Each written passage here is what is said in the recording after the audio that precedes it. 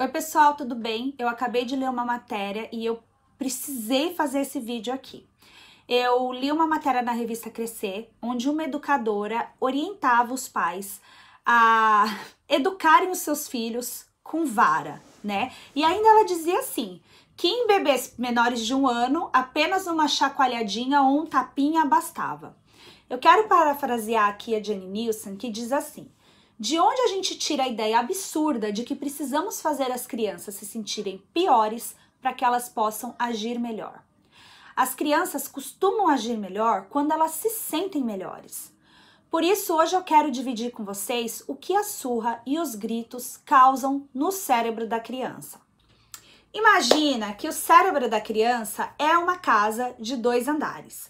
No primeiro andar está a fundação do cérebro, onde se encontram todas as nossas funções básicas, né? Como respirar, batimentos cardíacos, quando a gente sente fome, oxigenação, enfim.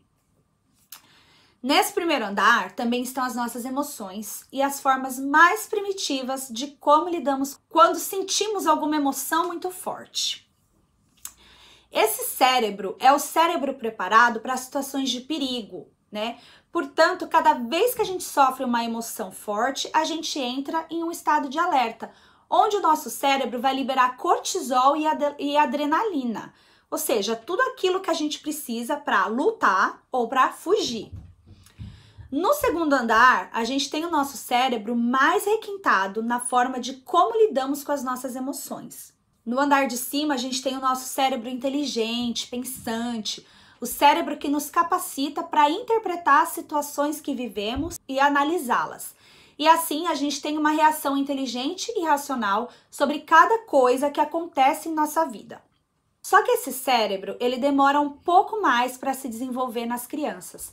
E até seu desenvolvimento total, a criança precisa da nossa ajuda para se autorregular, aprender a lidar com os acontecimentos mais importantes da sua vida. E o que isso tem a ver com as surras? Estudos neurocientíficos nos mostram que as surras são contraproducentes. Ou seja, as surras têm um efeito contrário quando o objetivo dos pais é corrigir os filhos ou fazê-los pensar sobre o mau comportamento que eles tiveram. Quando a gente bate na criança ou usa qualquer outro tipo de disciplina que envolva ameaçar, castigar, gritar, ou que cause medo, dor ou terror na criança, a atenção dela é desviada. E ao invés da criança pensar no que ela fez, ela passa a pensar no que você está fazendo e como você está sendo mal ao machucá-la. Ou seja, cada vez que a gente tem alguma dessas atitudes, a gente perde a oportunidade de ensinar a criança a pensar sobre o seu próprio comportamento. Todo ser humano nasce com um grande instinto de procurar pelos seus cuidadores em busca de proteção quando sente medo. Mas o que acontece quando são os próprios cuidadores da criança que provocam a dor? O cérebro da criança, ele entra em conflito, ele fica confuso e ele não consegue racionalizar e buscar uma solução. Um circuito do cérebro faz a criança tentar fugir do agressor e o outro faz a criança procurar pelo agressor, que é a figura de apego dela.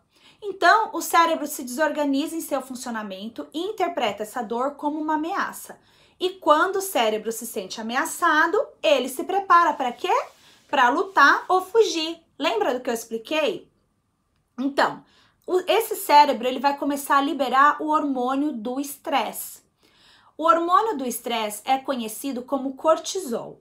E quando ele é liberado, ele causa impactos sobre o desenvolvimento da criança, uma vez que esse cortisol é tóxico e inibe o crescimento saudável do indivíduo. Por exemplo, uma criança que vive constantemente exposta a brigas, surras e ameaças, ela acaba elevando seu nível de cortisol constantemente. E esse cortisol mata as células cerebrais, impedindo o cérebro de fazer novas conexões. Ou seja, ele impede essa criança de aprender e provavelmente ela vai apresentar dificuldades de aprendizagem. Um outro estudo feito pelo Hospital da Criança do Texas revelou que o cérebro de uma criança criado em um lar de amor e afeto estabelece mais conexões cerebrais do que um cérebro de uma criança criada em um lar hostil, tá? Mais uma prova de que brigas e surras, além de não educar, tá prejudicando o desenvolvimento do seu filho. Outro problema que as surras trazem é que a criança associa isso à resolução de problemas, ou seja, ela entende que ela consegue resolver todos os problemas da vida dela batendo. E aí essa criança vai bater no irmão, no amiguinho, em toda criança que incomodar. E o que a gente acha que resolve, no final, só agrava o problema. Além disso, usar a estratégia de bater na criança só vai fazer com que a criança fique melhor em esconder o que ela fizer de errado, tá? Por quê? Porque essa criança vai fazer qualquer coisa para evitar a dor e a punição física. Então, pense nisso. O que você quer desenvolver no seu filho?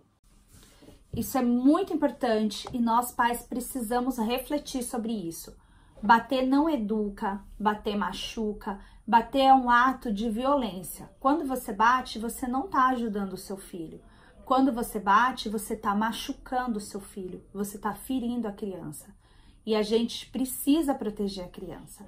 A gente precisa entender que a criança é um ser humano tão importante, que merece tanto respeito quanto qualquer outro adulto. Você sai na rua batendo em qualquer adulto? Não. Então, se você não faz com adulto, não faça com a criança. Esse é o recadinho que eu queria dar para vocês. Beijos e a gente se encontra nos próximos vídeos. Tchau!